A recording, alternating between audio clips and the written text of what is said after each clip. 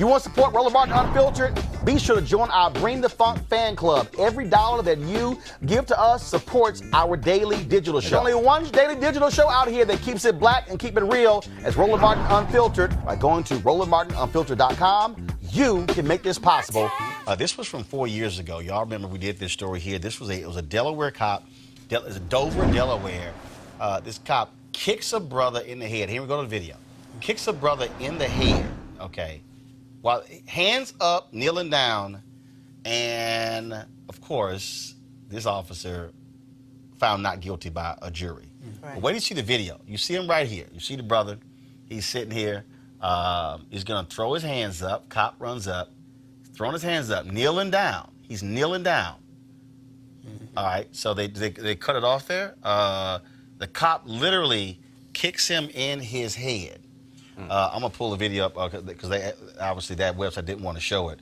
I'm gonna show the video. Cop kicks him in the head. Kicks him in the head. Knocks him out cold. Jury found him not guilty.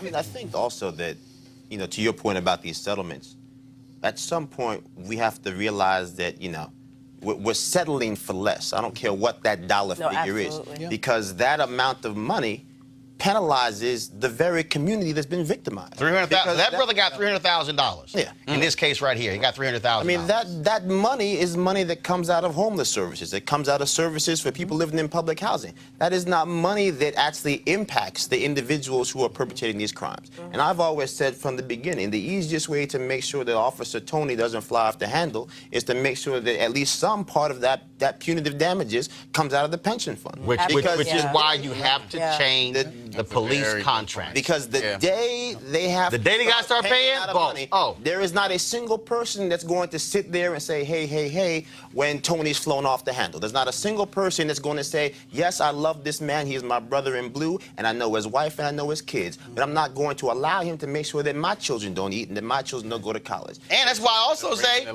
the cop who lies on a police report, they need it too. They automatically lose your job. You don't turn your body camera on, you automatically lose your job. I'm tired of not quite know. Go back to the video. I think it's gonna come up now. You should be able to see the video here. That is just crazy to me when they finally. So actually, guys, you went to a little bit. Okay, here we go. Let me pull it back. All right, so watch this here.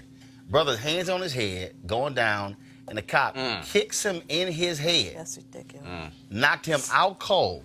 The jury said he was not guilty. And we continue to see these, you know, we talk about police officers, but we see this stuff with these juries all the time. I don't know what it is about the system that allows.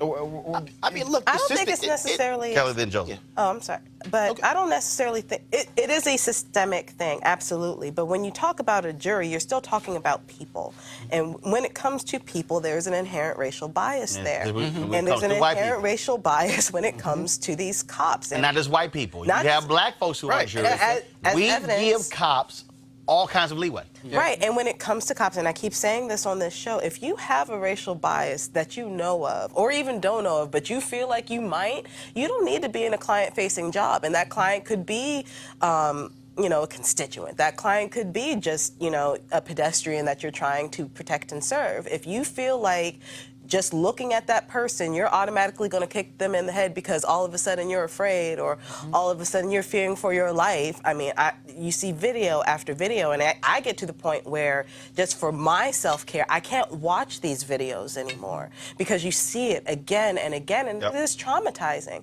But if you are in a job like this, if you're a cop, you don't need to be in that kind of job. You need to find something else where your racial bias won't be, you know, inflicted upon me. What Joseph says, point blank. Once the cops got to start paying, all this stops. Absolutely. It's just the truth. And I mean, to me, also, again, as a community, saying that, look, if you're mad about this, if you're, to your point, can't watch this, I'm embarrassed to tell you how long it took me to read the new Jim Crow. I mean, to this point, I still can't bring myself to watch when will they, you know, when they see it. I still haven't seen it. Haven't I can't do it. It's not because it's not available, but I can't bring myself to do it because it's just too, it's a lot. The weight. But, you know, to your point, we also have, as a community, to say that, look, if you're mad, are you registered to vote? Because even if you don't want to vote, you have to be registered to vote to end up on these juries. That's right. Right. And so now if you're sitting here saying that, look, that's a whole nother conversation that we can get at and I can yell at you for. But at the very least, if you're upset about what's happening in these communities, if you're mad and tired of seeing your brothers and your sisters and your mommies and your aunties being treated as subhuman, then get off the sidelines and make sure that you're in that jury box. When those people start saying, well, the officer said this, and start poking holes in these stories. All right, folks, back to that Roland Martin Unfiltered video in just 1 month. All right, folks, they're back. MarijuanaStock.org has another great investment opportunity. If you were lucky enough to invest in the last crowdfunding campaign, you know they raised a lot of money in just a few months investing in legal marijuana farms. Those initial investors now own shares of a publicly traded company. And of course, they're excited by that. Now they have a new investment opportunity that is as good, if not better, than the last. I'm talking about industrial hemp CBD. For those who don't know, the hemp plant is a cousin to marijuana, of course, and then it has a higher concentration of CBD, which means hemp CBD gives you all of the medical benefits of marijuana without getting you high. Now, until recently, hemp farming was practically illegal in the U.S. and heavily regulated by the DEA. However, that changed with the 2018 Farm Bill, making it legal to grow hemp CBD in the U.S. and creating one of the largest commodities worldwide. They need land to grow all of the plants, and this makes for an incredible investment opportunity. And that's where our good friends at 420 Real Estate come in. Their business model is simple. They buy land that supports hemp CBD grow operations and lease it to licensed, high-paying tenants. That's right, they are hemp CBD landlords, and you can get in on the action.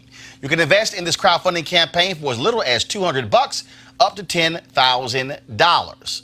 All right, folks, all you got to do is go to marijuanastock.org. That's marijuanastock.org if you want to get in the game, and if you do so, do it now. Now back to your Roland Martin Unfiltered video.